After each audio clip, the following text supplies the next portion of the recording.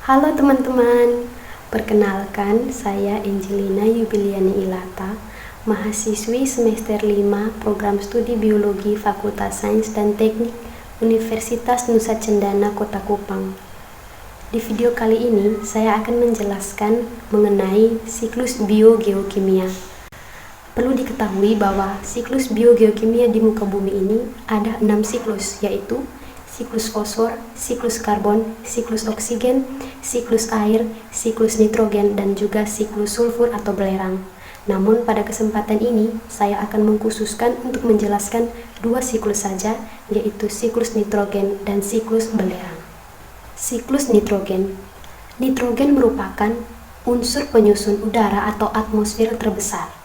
Hampir 78% atmosfer tersusun atas nitrogen. Unsur nitrogen merupakan penyusun senyawa organik, khususnya protein. Meskipun ketersediaan nitrogen di alam sangat melimpah, namun hewan dan tumbuhan tidak dapat langsung mengambil nitrogen dari udara. Hal ini disebabkan nitrogen bebas yang ada di udara terdiri atas molekul-molekul dinitrogen yang sangat stabil dan relatif memerlukan energi yang besar untuk dapat memecah ikatan tersebut. Untuk dapat memanfaatkan nitrogen, maka dinitrogen yang ada di udara akan diserap oleh tanaman di dalam tanah, lalu akan diproses untuk menjadikan nitrit, nitrat, dan juga amonium. Beberapa jenis tumbuhan seperti tumbuhan polong-polongan atau leguminosae dan juga cyanobacteria atau alga biru dapat menangkap nitrogen bebas atau dinitrogen dari udara karena mereka bersimbiosis dengan bakteri. Bakteri tersebut akan mengikat dinitrogen dan memecah atau melakukan fiksasi untuk menghasilkan nitrat. Pada leguminosae, bakteri yang berperan yaitu bakteri Rhizobium.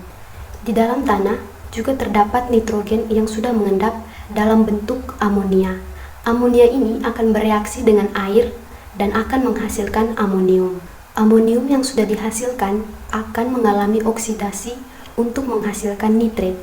Proses ini memerlukan bantuan dari bakteri Nitrosomonas. Nitrit yang dihasilkan kemudian akan dilakukan oksidasi lagi untuk menghasilkan nitrat, dan dalam hal ini dibutuhkan bakteri Nitrobacter. Nitrat yang telah dihasilkan tadi akan diasimilasi ke tumbuhan karena tumbuhan sudah dapat memanfaatkan nitrogen tersebut dalam bentuk nitrat untuk melakukan proses metabolisme di dalam tumbuhan itu sendiri. Dalam kondisi anaerob, nitrat akan direduksi menjadi gas dinitrogen yang bebas di udara oleh bantuan bakteri kemosintesis denitrifikasi. Bakteri denitrifikasi ini terdapat di dalam tanah, di limbah, dan juga pada timbunan kompos.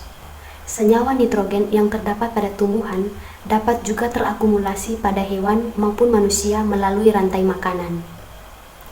Jika manusia, hewan, atau tumbuhan mati, maka akan terjadi pembusukan. Proses pembusukan ini akan melibatkan dekomposer berupa bakteri dan juga jamur saprofit. Proses pembusukan ini akan menghasilkan amonia. Amonia kemudian akan diproses untuk menjadi amonium. Amonium kemudian akan dioksidasi menjadi nitrit dan nitrat. Proses pengikatan nitrogen di udara dapat juga terjadi akibat kerja dari sinar ultraviolet yang terdapat pada permukaan atmosfer dan juga melalui kilat atau petir yang terjadi pada tekanan dan suhu yang tinggi serta adanya oksigen. Hasil dari proses ini adalah nitrat. Nitrat kemudian akan diproses seperti yang sudah saya jelaskan sebelumnya, sehingga proses ini berlangsung terus-menerus dari waktu ke waktu sehingga disebut dengan siklus nitrogen. Perkembangan ilmu pengetahuan dan teknologi yang sangat pesat di zaman ini membuat para ilmuwan mengembangkan siklus nitrogen secara buatan. Para ilmuwan mengembangkan proses Haber-Bosch untuk merekayasa proses siklus nitrogen ini. Proses Haber-Bosch ini menerapkan prinsip dan hasil yang sama seperti pada siklus nitrogen secara alami. Dalam proses Haber-Bosch, gas nitrogen secara katalis direduksi untuk menghasilkan amonia yang akan digunakan sebagai pupuk bagi tanaman, di mana sekitar 15% senyawa amonia ini sangat berperan bagi pertanian dan juga pertumbuhan tanaman. Seperti halnya nitrogen, sulfur atau belerang juga merupakan salah satu penyusun protein.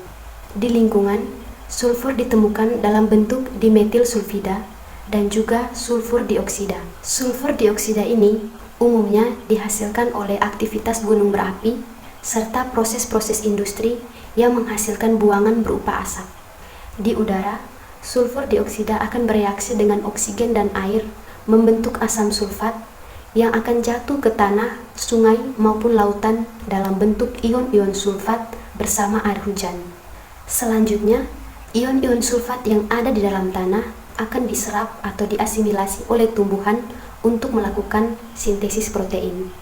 Unsur belerang yang terdapat di dalam tumbuhan juga akan terakumulasi pada hewan maupun manusia melalui rantai makanan.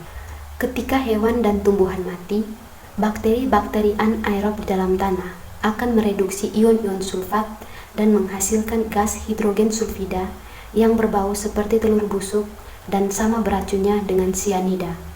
Gas hidrogen sulfida yang terlepas ke udara akan bereaksi dengan oksigen membentuk sulfur dioksida, sedangkan di dalam tanah, hidrogen sulfida akan dioksidasi oleh bakteri tanah membentuk ion sulfat dan senyawa sulfur oksida.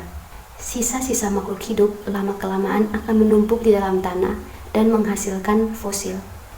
Fosil inilah yang akan digunakan lagi dalam proses-proses industri yang nantinya akan menghasilkan buangan berupa sulfur dioksida. Proses ini akan berlangsung secara terus-menerus dari masa ke masa sehingga disebut dengan siklus sulfur atau belerang. Sekian penjelasan yang dapat saya berikan di video kali ini. Semoga bermanfaat dan memberi pemahaman baru bagi teman-teman semua.